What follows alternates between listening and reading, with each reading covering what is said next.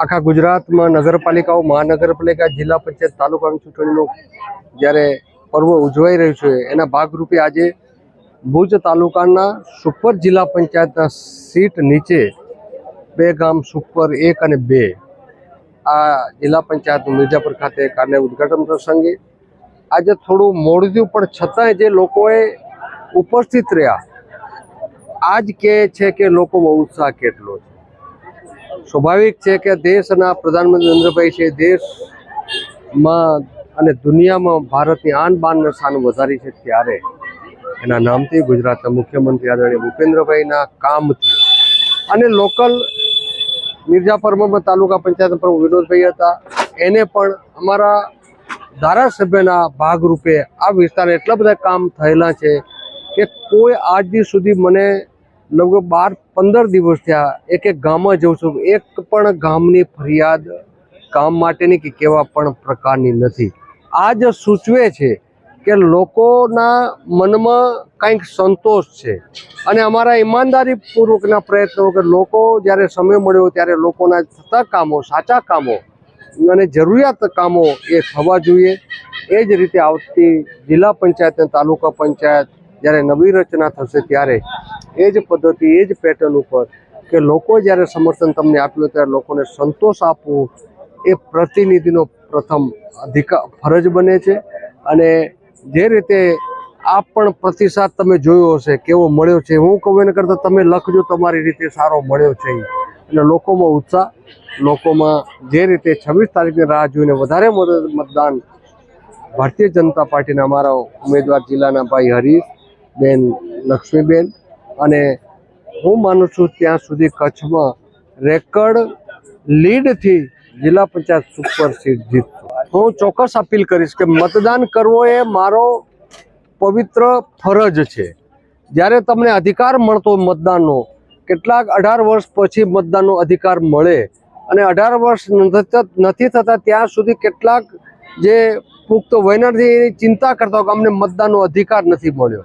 જ્યારે અધિકાર મળ્યો છે મતદાનનો, તો તમારા મતદાનનો ચોક્કસ મતદાન કરી અને તમારી ફરજ અને તમારી રાષ્ટ્રના હિત માટે, રાષ્ટ્રીય વિચાર માટે આપણી ફરજ નિભાવીએ. અને ચોક્કસ મેં જે વાત કરી કે મતદાનનો રેશિયો જે નીચો નિરસતા હોય છે, ગરમી હોય, લગ્ન હોય, પ્રસંગ કોઈ પણ રહેવાનું છે, પણ મતદાન ચૂંટણી 5 વર્ષે એક વખત આવતી હોય, તો એક વખત એક દિવસ તમે ઉમેદવાર માટે આપો, ઉમેદવાર છે તમારા 5 વર્ષ માટે તમારી સખત ચિંતા કરશે. મેં જે પહેલાં જ વાત કરી, મને આજે 13-14 દિવસ થયા. ભુજ નગરપાલિકાના પણ કેટલાક વોર્ડોના અમે લોકાર્પણ કર્યા કાર્યાલયના. આજે પણ જિલ્લા પંચાયતે ખાલી માત્ર સુમરાસ જ બાકી છે, બાકી 5 જિલ્લા પંચાયત બનીના, 2 બિરંડિયા દિનારા, 2 અહીંયા સુપર, નારણપર અને માધાપર.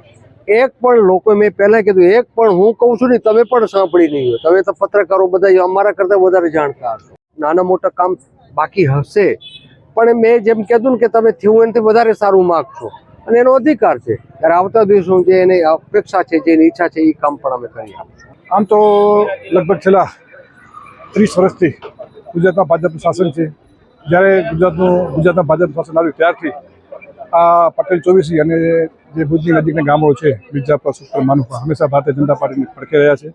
અને તમે જોયું હશે કે લાસ્ટ ટાઈમ પણ જિલ્લા પંચાયતમાં સુપર સીટના જે અમારા ઉમેદવાર હતા મનીષાબેન વેલાણી, 10,000ની જંગી લીડથી સમગ્ર કચ્છમાં એનો ફર્સ્ટ નંબર હતો.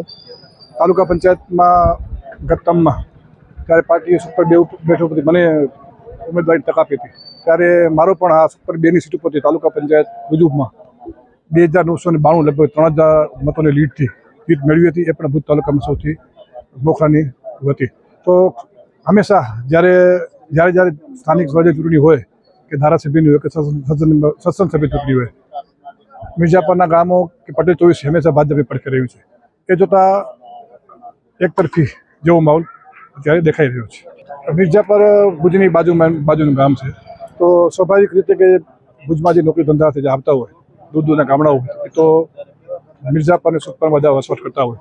તો હુકમ પછી જે રીતે કચ્છનો જે વિકાસ થયો, એમાં મિર્જાપરમાં પણ લગભગ 20 વર્ષમાં 6 ગણી વસ્તી મિર્જાપરમાં થઈ ગઈ છે. સાથે સાથે મિર્જાપર ગ્રામ પંચાયતે પણ આજે કોઈ એવું ગામ કે સોસાયટી નથી કે જે ગટર કે પાણીનું કનેક્શન જોડાયેલું ન હોય. જ્યારે જ્યારે વિકાસની જ્યારે વાત આવતી હોય તો ગટર પાણી કે જે નાની રકમ હોય તો ગ્રામ પંચાયત, તાલુકા પંચાયત, જિલ્લા પંચાયત લેવલે પતાવી લેતા હોય.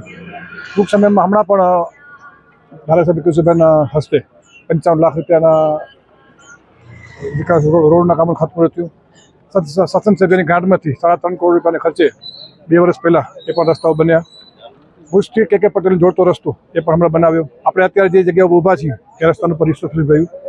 વિકાસની વાત કરીએ તો કોઈ પણ કામ અત્યારે બાકી નથી. બાકી તો વિકાસ એક એવી પ્રવૃત્તિ છે એવી કે તમે 2 સોસાયટીમાં તમે રોડ રસ્તા ગટર બનાવો તો બીજી 2 સોસાયટીઓ બની જતી હોય છે. જ્યારે જ્યારે જેવા કામોની જરૂર પડતી હોય ત્યારે અમારા ભારતીય જનતા પાર્ટીના કાર્યકરો સાથે મિલાવી અને જે ખૂટતી કડી હોય એ ચોક્કસ પૂરી કરી રહ્યા છીએ. આજે સુખપર જિલ્લા પંચાયતના મિર્ઝાપુર મુકામે ટૂંક જ સમયમાં ધારાસભ્યના હસ્તે કાર્યાલયનું ઓપનિંગ કરશું અને વિધિવત પ્રચાર ચાલુ કરશું. મિર્ઝાપુરનો બહુ સારો માહોલ છે. કાર્યકરો તૈયાર છે ને જીત માટે કાલથી જ નીકળી પડશે. લોકસંપર્ક વખતે વિકાસનું જ વાતો લઈને જાશું. મોદી સાહેબ અને રાજ્ય સરકારે જે કામો કર્યા છે, સરકારી યોજનાઓ છે ને અત્યાર સુધી જે વિકાસ થયો છે એ વાત લઈને પ્રજા પાસે જશું અને પ્રજા જરૂરથી વોટ આપશે. માહોલ બહુ સારો છે. ભાજપ તરફી જ માહોલ છે. વધુ લીડથી જીતશું એવો વિશ્વાસ છે.